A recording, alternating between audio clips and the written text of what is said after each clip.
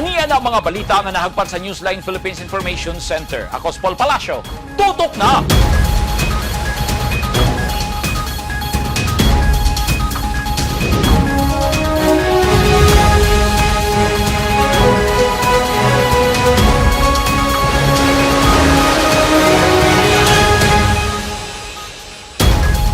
Sa mga headlines, kapin 40 million pesos na kantidad sa smuggled nga sigarilyo na kumpiska sa puwersa sa Philippine Navy. Nationwide simultaneous earthquake drill, isang butang sa mga empleyado sa gobyerno.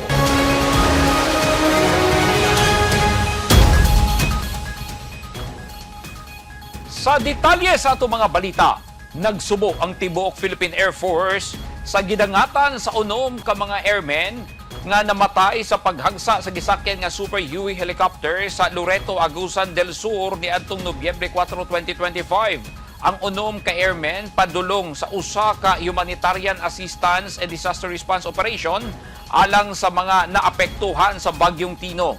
Ani ang report.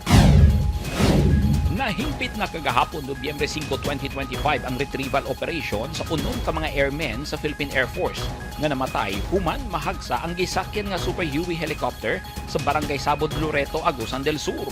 Giila sa Philippine Air Force ang mga nangamatay nga sila Captain Pauli Dumagan ug Second Lieutenant Royce Luis Camigla nga pulos piloto sa chopper. Air crew na sila Sergeant Ives Sijub, Sergeant John Christopher Golfo, Airman First Class Erickson Merico ug Airman Amir Kaidar Apion. Nagpaabot sa ilang pahasubo ang Philippine Air Force sa pamilya sa mga nangamatay ug giila ang ilang kabayanihan ug dedikasyon sa pagserbisyo sa mga Pilipino. Ang mga nangamatay padulong sa humanitarian assistance and disaster response operations aron motabang sa mga apektado sa pagkusukoso ni Bagyong Tino. Gipasabot sa Philippine Air Force nga nagpadayon ng investigasyon aron masayran ang hinungdan sa pagkahagsa sa Super Huey helicopter.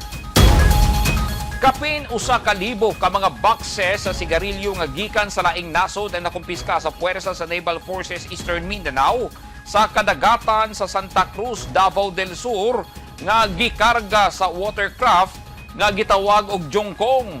12 ka mga crew nga sakay sa watercraft ang gikustodiya sa mga otoridad.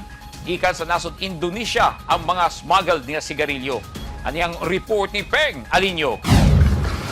Gipang diskarga gikan sa motor lounge Fatima Shakira ang 1,107 boxes sa smuggled na sigarilyo na nakumpiska sa puwersa sa Naval Force Eastern Mindanao pinaagi sa Naval Task Force 71 kagahapon Nobyembre 5, 2025. Sumala sa mga otoridad, walay legal nga dokumento ang 12 ka mga crew nga sakay sa Jungkong type watercraft nga ML Fatima Shakira. Hinungdan nga gipang kumpiska kini sa mga otoridad. Subay sa report sa Eastern Mindanao Command, girespondihan lang sa NFEM ang report nga ilang nadawat nga adunay watercraft nga gituuhang adunay kadudahang aktibidad sa kadagatan sa Barangay Bato, Santa Cruz, Davao del Sur. Hinungdan nga gideploy ang SEAL team sa NSWU-7 ug BA-481 3rd Boat Attack Division ug dihang wala kini mitubag sa ilang komunikasyon sa radyo, giduol nila kini ug gihimo ang visit board search and seizure sa ML Fatima Shakira. Dinhi na nahimamat ang 12 ka mga crew members nga gipanguluhan sa usa ka Master Nurhan Sabtula kung nakita ang mga box sa sigarilyo nga gipanabana ang 43.5 million pesos ang kantidad. Subay sa report sa NFEM, usa ka Alsamer Jaafar sa Lantawan, Basilan ang gitudlong tag-iya sa ML Fatima Shakira. Nalapas sa mga crew ang Republic Act 10863 kun the Customs Modernization and Traffic Act of 2016. Naseran nga gikan sa North Sulawesi, Indonesia ang mga sigarilyo og ihatod padulong sa Barangay Bato, Santa Cruz, Davao del Sur. Gipang simhutsab sa K9 Dog sa Pidea 11 ang mga smuggled nga sigarilyo base na aduna kini palaman nga illegal nga droga. Peng Alinyo, Newsline Philippines. Stay safe.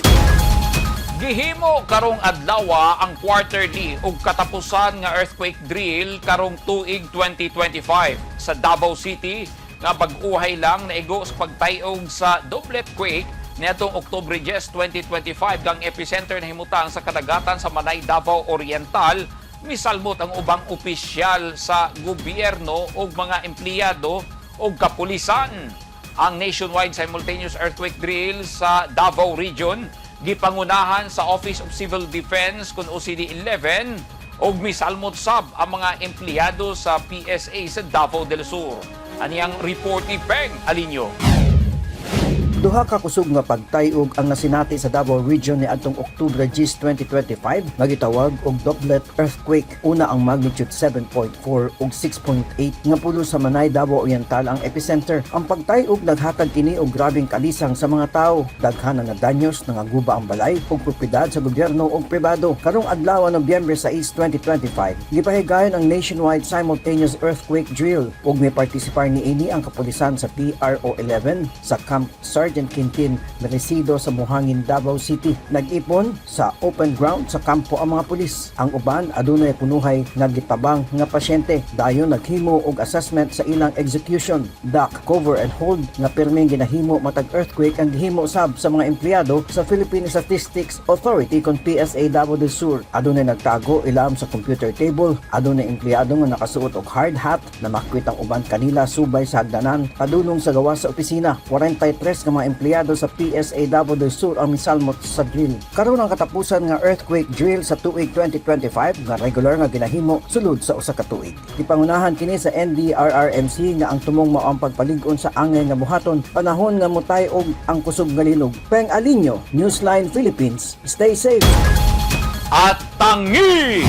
Kapin usa ka bilyon ka pesos nga kantidad sa illegal nga droga nga nakumpiska gipang sunog sa PDEA Regional Office 9.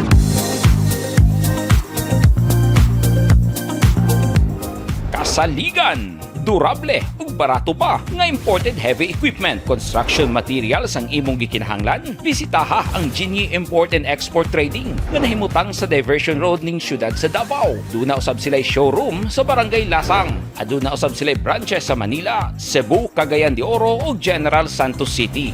Kung sapay imong gihulat, Genie na!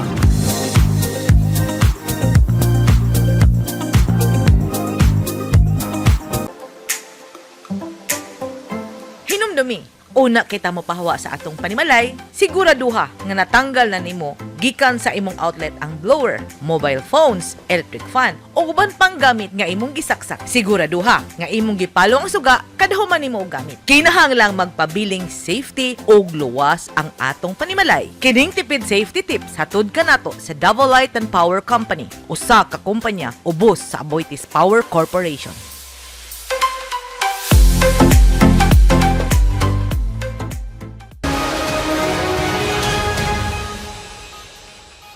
This portion is brought to you by Rizal Memorial Colleges.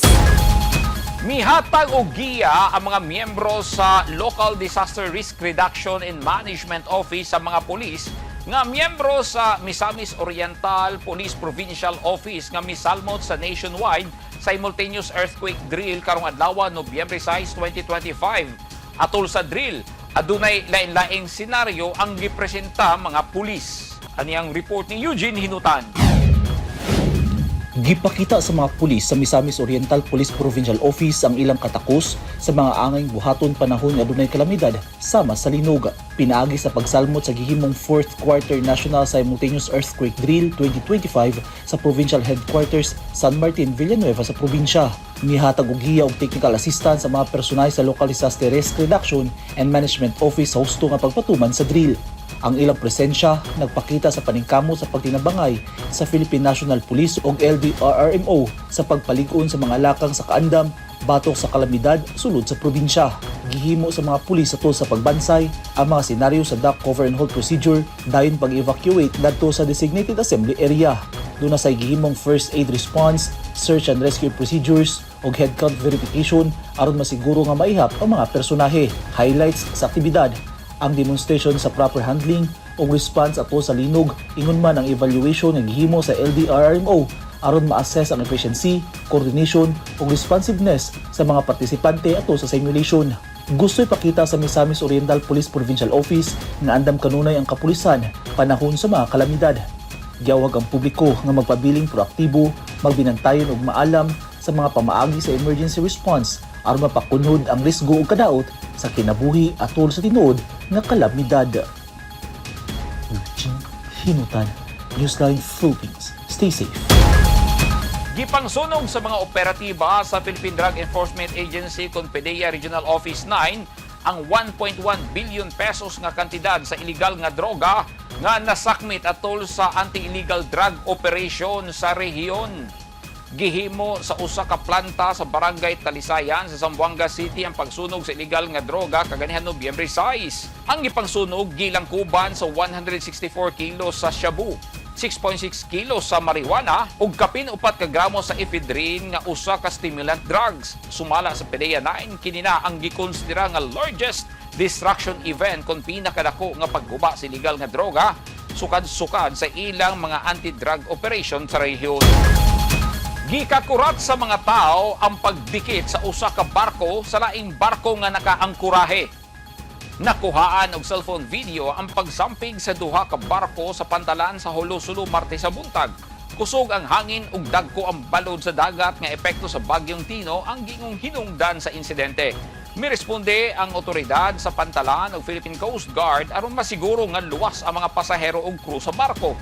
Wala hinoy natala nga nasamdan o naangin nga kinabuhi atol sa panghitabo. Subay sa report, nakahiagom o minor damage ang duha ka mga barko. Giimbestigahan pa ang insidente.